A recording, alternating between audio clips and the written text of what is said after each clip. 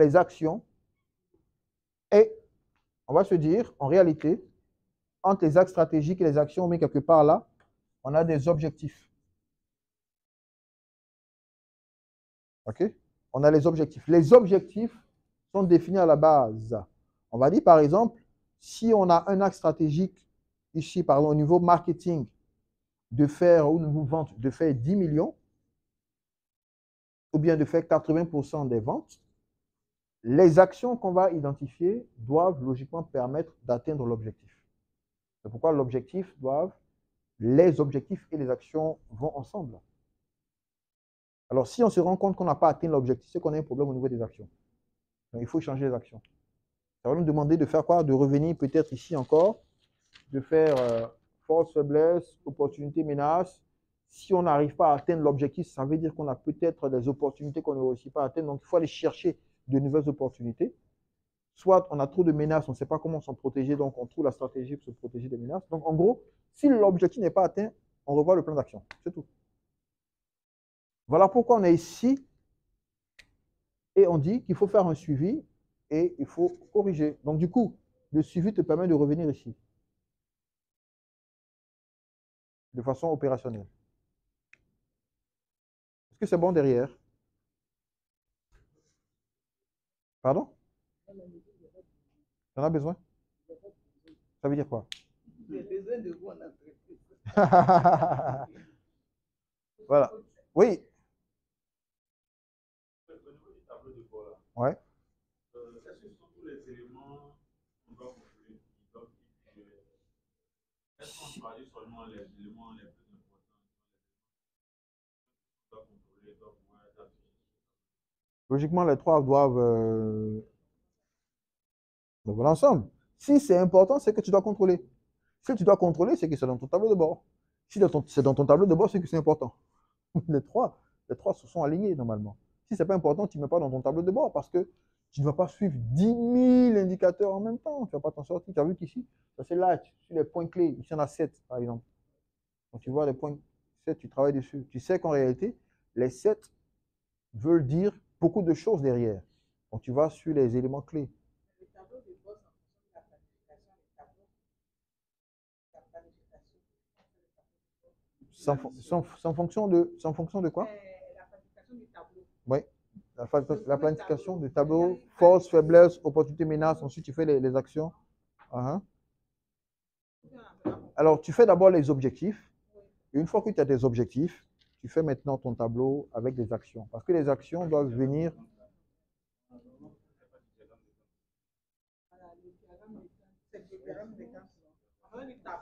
Le tableau comme ça? Oui. Alors, qui peut l'expliquer? Quand tu veux lui expliquer ou tu veux poser une question?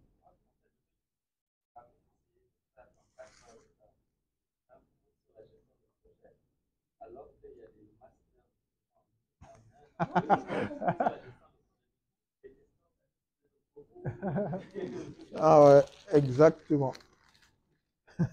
Exactement. Alors, en gros, non, on ne va pas parler de tout ça parce que c'est compliqué. Alors, alors c'est simple. Une fois que tu as ta mission, tu as ta vision, pour faire simple, la vision, ce n'est pas matériel, c'est une image. Pour rendre cette image palpable, il faut définir des objectifs. Exemple, tu dis, je me vois milliardaire dans 5 ans. Ça, c'est ta vision. Est-ce qu'on peut matérialiser le fait d'être milliardaire? Non, parce que c'est un état. Donc, la vision est un état. La question qu'on va te poser, c'est, quand tu es milliardaire, par quoi ça se matérialise? Comment est-ce qu'on peut mesurer le fait que tu sois milliardaire? Dis-moi. Donc, avoir une voiture. Voilà, donc tu te dis, d'ici 3 ans, tu dois avoir une voiture de 10 millions, c'est ça? Ensuite, une maison de temps. Donc, tout ça sont des objectifs. Donc, en réalité, les objectifs, c'est la matérialisation physique de ta vision. C'est bon? Maintenant, puisque tu dis que tu dois avoir une voiture d'un temps, la question, c'est comment tu fais pour avoir ta voiture? Tu vas travailler, non? Donc, ça, c'est ton plan d'action. Donc, le plan d'action permet de réaliser, d'atteindre tes objectifs, et les objectifs permettent de réaliser ta vision. C'est bon? Ça, c'est compris. Le plan d'action, ça fait le plan d'action qu'on fait le tableau de bord. Euh, oui, si tu veux, oui, c'est ça. En fait, en réalité, tout est lié.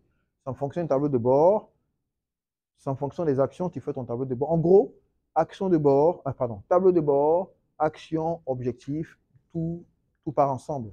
Voilà. C'est pourquoi on a dit que la stratégie est un ensemble d'actions coordonnées. Donc, tout doit dire la même chose, en fait. C'est bon, non? Très bien. Allez, allez, allez, allez, allez. Bon.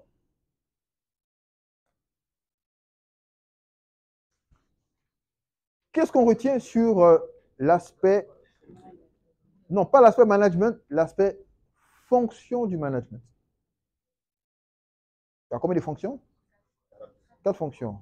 Première fonction, c'est quoi? Planifier, c'est quoi planifier? En gros, qu'est-ce qu'on retient dans la planification?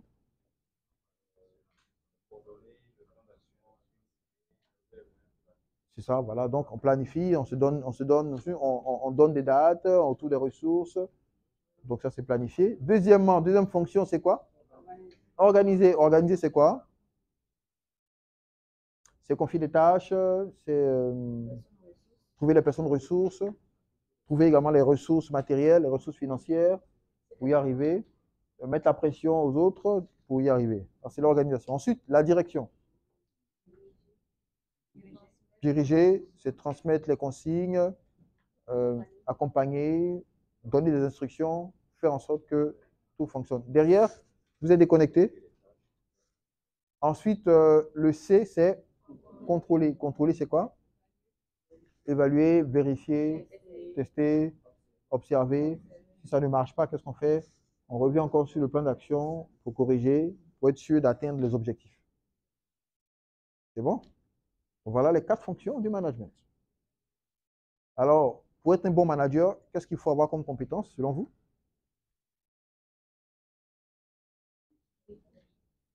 On écoute. Alors, ce qu'on va faire pour que ce soit simple, en réalité, les compétences du management s'alignent à quoi? Aux 4 fonctions. Donc, un bon manager doit être capable de savoir planifier, doit organiser, doit pouvoir contrôler, diriger, contrôler. Donc, dans le contrôle, qu'est-ce que tu dois être capable de faire? Ce sont les compétences que tu dois avoir. Qu'est-ce que tu dois être capable de faire dans la planification? Mais tu dois savoir planifier, tu dois savoir élaborer, tu dois savoir contrôler, vérifier, tu dois savoir faire tout ça. Donc, si tu réussis à manager ces 4, ben, tu es un bon manager.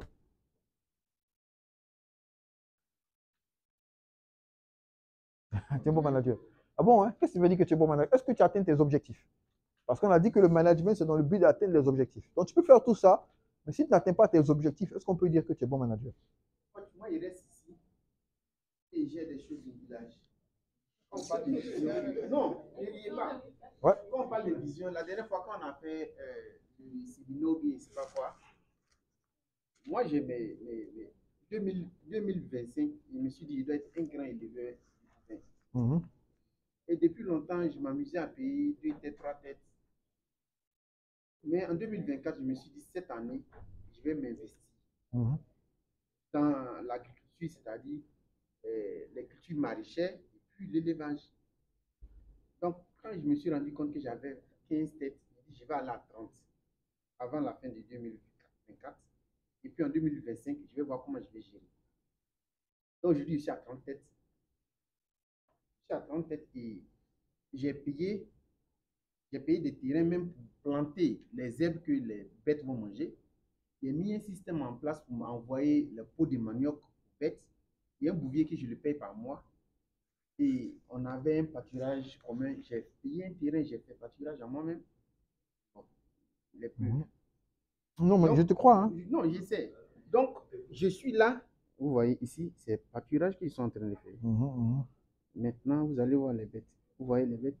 Donc, j'ai dit, il faudrait que moi, mes bêtes soient différentes des autres bêtes du village. Mhm. Et aujourd'hui, je dis 2025, je vais prendre 4 hectares. Mhm.